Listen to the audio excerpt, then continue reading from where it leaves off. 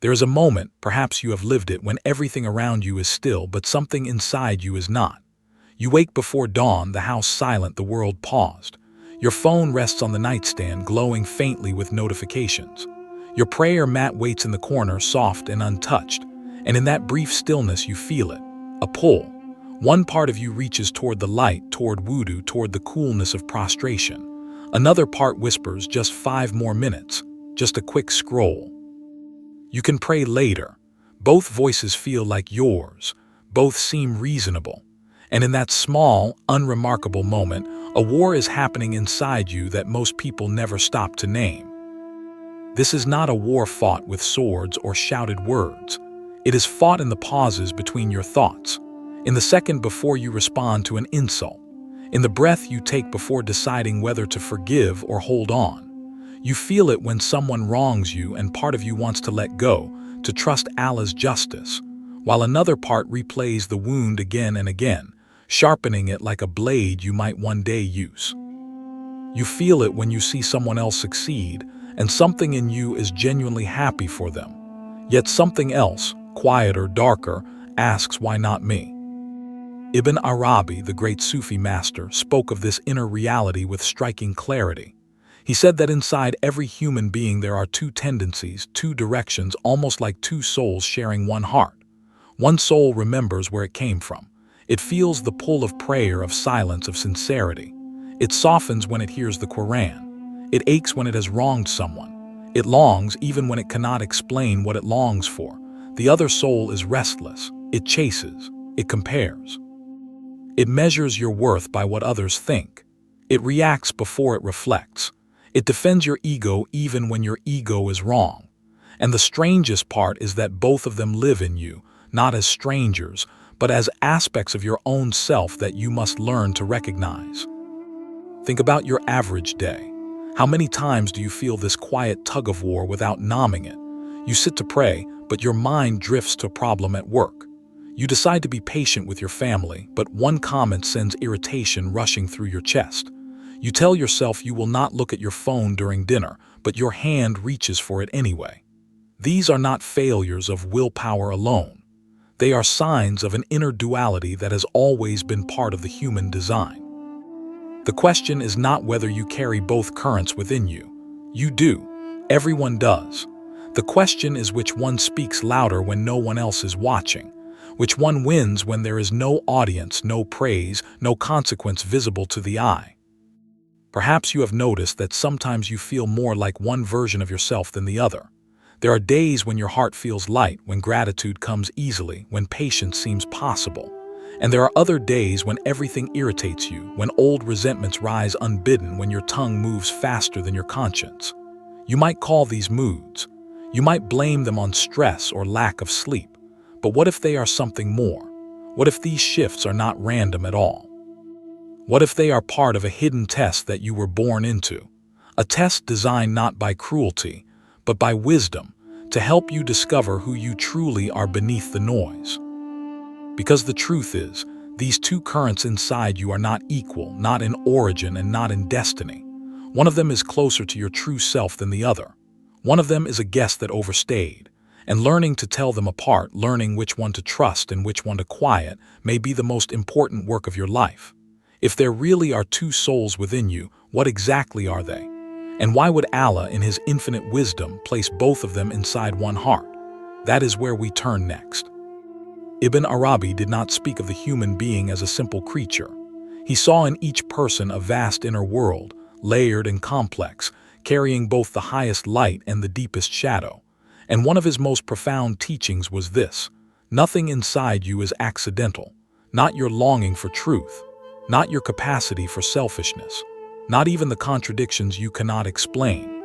All of it was placed within you by design, and understanding that design is the first step toward understanding yourself. He described the heart as carrying 2 faces, 2 mirrors, 2 orientations. One mirror faces upward toward the divine. It catches glimpses of truth when you are still, when you are sincere, when you turn to Allah not out of habit but out of genuine need. This is the part of you that softens when you hear the Quran recited beautifully. The part that feels shame when you have wronged someone, even if no one else knows. The part that, in the quiet of the night, aches for something you cannot name but somehow remember. Ibn Arabi called this the soul that knows its origin, the soul that has not forgotten where it came from, even when the noise of the world tries to drown that memory out. But there is another mirror, and it faces downward, toward the world of illusion and appetite. This is the part of you that tightens when you feel threatened, that clings to grudges because letting go feels like losing, that constantly compares, measures, and judges. It wants comfort, recognition, control. It fears loss more than it loves truth. And when it speaks, it often sounds reasonable. It tells you that your anger is justified, that your jealousy is someone else's fault, that your pride is simply confidence. It knows how to dress itself in logic, how to make its whispers feel like wisdom. The Quran speaks of the soul in stages. There is the Nafs al-Amara, the soul that commands toward wrong, pulling you into impulse and heedlessness. There is the Nafs al-Lawama, the blaming soul, the one that feels guilt, that pauses after a mistake and asks, "What have I done?" And there is the Nafs al-Mutmina, the soul at peace, the one that has found its rest in remembrance and surrender. Sufis like Ibn Arabi understood these not as separate beings, but as states, stations, degrees of refinement within you. You move between them, sometimes in a single hour, sometimes in a single breath. Think of how this shows up in your life. You say something harsh to someone you love, and moments later a discomfort settles in your chest. That discomfort is not weakness. It is the higher soul stirring, trying to remind you of who you really are. But then another voice rises, the voice of justification. They deserved it. I was only being honest. They started it. That voice belongs to the lower soul, defending its territory, refusing to bow, unwilling to admit fault because admitting fault feels like dying. And in a way, it is. Every time you humble yourself, something in the lower self does die a little. That is why it resists so fiercely. But here is what Ibn Arabi understood that many overlook. The presence of the lower soul is not a curse. It is a necessity. Without its pull, there would be no test. Without resistance, there would be no growth. If you were only light, there would be no becoming. You would already be complete and life would have no purpose.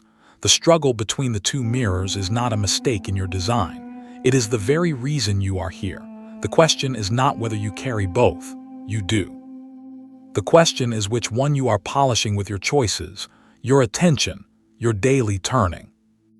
What if the anger you defend so fiercely is not really you, but only the voice of the heavier self, the one that confuses reaction with strength? What if the quiet regret you feel afterward, the one you sometimes push away, is the true soul trying to wake up and lead you home?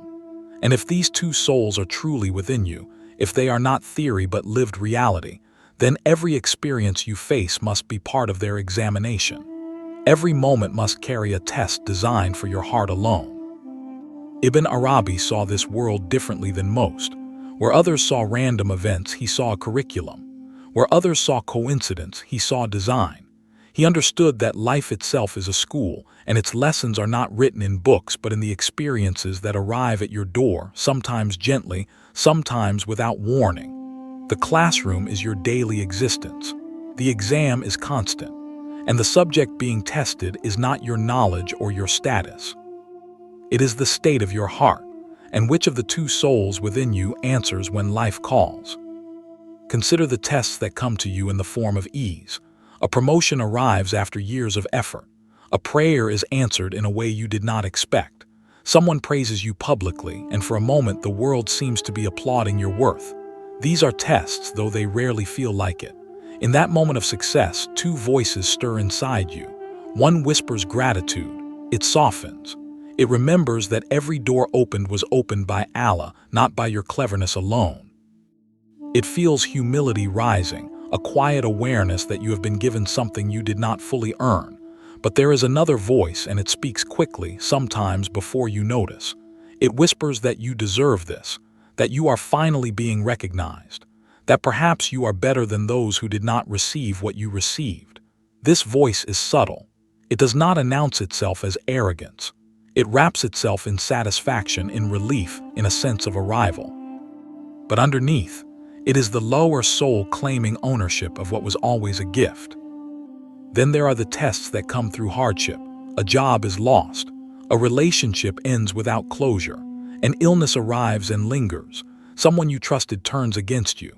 In these moments, the two souls rise again, each offering a different response. One soul wants to collapse into despair. It asks, "Why me?" as though suffering were a personal injustice rather than a universal truth. It replays the loss, feeds on bitterness, and whispers that Allah has forgotten you. The other soul, quieter and harder to hear, says something different. It says, "Perhaps this was never mine to keep." It says, "I do not understand, but I trust the one who does." It does not pretend the pain is not real. It simply refuses to let the pain become the final word. But the deepest tests are not always visible. They happen in the unseen spaces of your mind, in the intentions behind your actions, in the inner reactions no one else will ever witness. You help someone, but a part of you hopes they will tell others how generous you were. You pray, but your mind is already rehearsing what you will say in a meeting later that day. You forgive someone outwardly, but inwardly you are still keeping score. These tests do not show up on any record that the world can see. But Ibn Arabi taught that Allah examines the heart before the hand. The direction of your soul inside the action matters more than the action itself. Two people may give charity. One gives to be seen. The other gives and then forgets because the giving was never about them. What makes these tests so powerful is that they reveal which soul is leading your life. Every complaint feeds the lower self. Every moment of gratitude strengthens the higher. Every fantasy of revenge darkens the mirror. Every act of quiet trust polishes it. And over time, these small choices accumulate. They shape you in ways you do not notice until one day you look back and realize you have become someone you do not recognize, for better or for worse. Perhaps you have noticed that certain tests keep returning to your life in different forms. The same kind of disappointment, the same type of conflict, the same pattern of reaction. This is not coincidence. It is repetition with purpose. The test returns because something in you has not yet fully answered it. Something in you is still being invited to grow. And if life is an exam, then where do these tests touch you most deeply? Often they come not through events alone, but through the people around you, the faces you see every day, the relationships that challenge and shape you in ways nothing else can. There is a gathering you have attended perhaps many times, a family dinner, a wedding, a casual meeting with old friends, and in the middle of it something shifts inside you. A relative speaks a little too proudly about their children and you feel a tightness in your chest. A colleague mentions their recent success, and though you smile, something beneath the smile does not feel like joy. You tell yourself it is nothing. You move on, but the feeling lingers and you do not ask why. Most people never do. But Ibn Arabi would tell you that this moment is not random. It is a mirror being held up to your soul, and what you see in it has less to do with them than it does with you. He taught that every person who enters your life, whether for a moment or a lifetime, is not simply a character in your story. They are a reflection, a message, a sign written in the language of encounter. The friend who calms you is calling forth the mercy that already exists inside you but which you may have forgotten. The stranger who irritates you for no clear reason may be touching a wound you have not yet healed. The enemy who wronged you may be revealing a shadow in yourself that you have never been willing to face. Every face is a verse, every meeting is a mirror, and the only question is whether you have the courage to look. Consider the person in your life who triggers you the most. Perhaps it is a parent whose words always seem to land wrong. Perhaps it is a sibling whose choices you silently judge. Perhaps it is a colleague who takes credit for what is not theirs. You tell yourself the problem is them, their arrogance, their carelessness, their lack of awareness. But what if their presence in your life is not an accident? What if the intensity of your reaction is pointing to something unresolved inside you, something the lower soul does not want to see? There was once a young man who could not stop clashing with his father. Every conversation became a battle. He resented his father's harshness, his inability to listen, his constant criticism. For years, the young man carried this resentment like a weight, certain that he was the victim of an unkind upbringing. But one evening, while speaking to his younger brother, he heard himself. The same sharp tone, the same dismissiveness. The same impatience he had despised in his father was now coming out of his own mouth. In that moment, the mirror turned inward, and he saw what he had been refusing to see. He was not only his father's son in blood, he had become his echo. The test was never simply about enduring a difficult parent. It was about recognizing what had quietly taken root in his own heart. This is how the two souls respond to people. The lower soul uses others as excuses. It blames, it accuses. It keeps a record of every wrong and replays it when convenient. It says, I am only this way because of what they did. But the higher soul asks a different question. It asks, what is Allah showing me through this person? It does not deny the hurt. It does not pretend the wrong did not happen. But it refuses to stop at blame.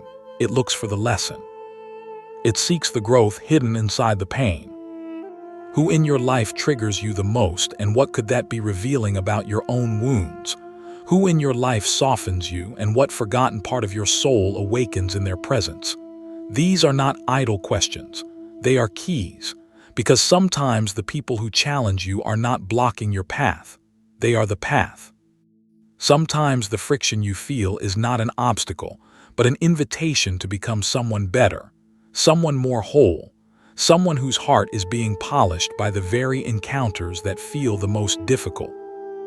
And on that path, something else is always present, whether you notice it or not. A constant crossroads, a repeated invitation, the question that life keeps asking you in 1,000 different forms. Which soul are you going to let lead your steps today? Every day, without ceremony or announcement, you stand at a crossroads. It does not look like a crossroads. It looks like an ordinary moment. A message arrives on your phone, sharp with accusation. Your thumb hovers over the screen. One part of you wants to reply immediately to match the sharpness with your own. Another part pauses, sensing that the words you are about to type may leave a mark that outlasts the argument. In that pause, the two souls are watching, waiting to see which one you will follow. You choose. You always choose, and whichever voice you obey grows a little stronger because of it. This is the hidden economy of the soul. Ibn Arabi understood it deeply. He saw that every choice, no matter how small, is a form of feeding. When you choose patience in a moment of frustration, you feed the soul that seeks Allah. When you choose resentment, when you rehearse the offense again and again in your mind, you feed the soul that lives in shadow. There is no neutral ground. Even the choice to avoid choosing is itself a choice. And over time, the accumulation of these small decisions shapes the inner being that you are becoming without realizing it. Think of the moments that seem insignificant. You are about to pray, but a show is playing and the next episode has just begun. You tell yourself you will pause it in a moment, but the moment stretches. The prayer waits. The soul that remembers calls to you quietly, but the soul that forgets has already made itself comfortable. Or perhaps you are sitting with friends, and someone who is not present becomes the subject of conversation. You know what is being said is not fair. A part of you feels uncomfortable, but another part enjoys the inclusion, the shared judgment, the easy laughter. You stay silent. You even add a comment of your own. And something inside you dims, so slightly that you do not notice until later, when you are alone and the stillness feels heavier than it should. Ibn Arabi taught that the heart is always turning. The Arabic word for heart, kalb, comes from a root that means to turn, to fluctuate, to change. The heart is not static. It is always in motion, always orienting itself towards something. The question is not whether your heart will turn. It will. The question is where it turns after each fall. Do you return? Do you recognize the slip and seek forgiveness? Or do you justify, defend, and let the distance grow? Repentance in this understanding is not a dramatic event reserved for great sinners. It is a quiet turning that happens in the ordinary run of your day. It is the moment you catch yourself thinking something unkind and say, inwardly, no, that is not who I want to be. It is the moment after you speak too harshly and something in your chest tightens and you say, Ya Allah, I was wrong. Help me do better. That turning is not weakness. It is strength. It is the higher soul refusing to let the lower one have the final word. But there are consequences to feeding the wrong voice for too long.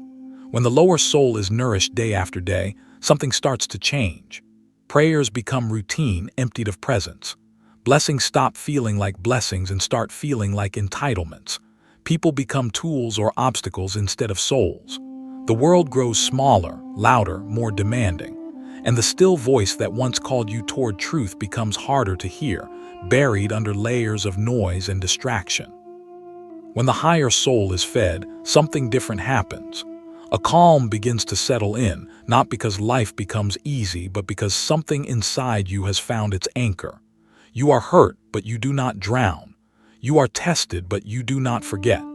There is a steadiness that was not there before, a sense of being held even when everything around you is uncertain. If someone could hear the voice you listen to most inside, which would they hear? If your daily choices were visible as light and shadow, what colors would surround you right now? And what happens when, day after day, the soul that remembers grows stronger than the soul that forgets? One day, without announcement, something begins to shift. There is no flash of light, no dramatic revelation, no moment where the heavens open and everything suddenly becomes clear. It happens quietly, almost invisibly at first. You wake up one morning and notice that the weight you have carried for so long feels slightly lighter.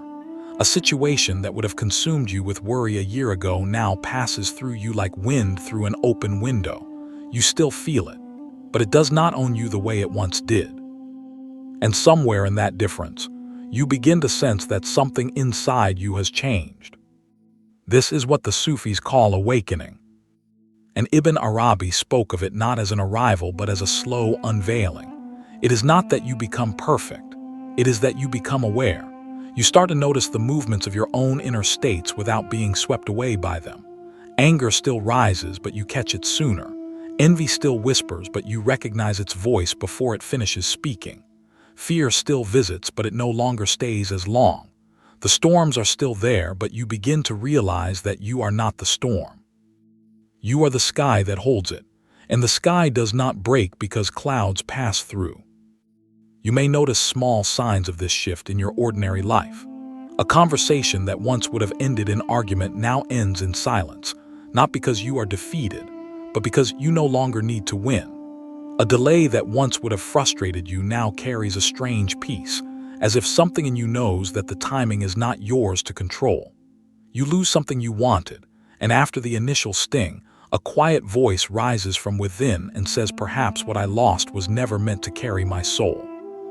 These are not dramatic transformations. They are subtle recalibrations, and they happen so gently that you may not even notice them until you look back and realize you are no longer the person you used to be. Ibn Arabi described the awakened soul as one that watches its own states without drowning in them. Before awakening, you believe you are your emotions. When anger arises, you say, I am angry, as though anger were your identity. When sadness comes, you collapse into it, believing there is no separation between you and the feeling. But as the higher soul begins to lead, a space opens between you and your reactions. You feel the anger, but something in you remains untouched by it.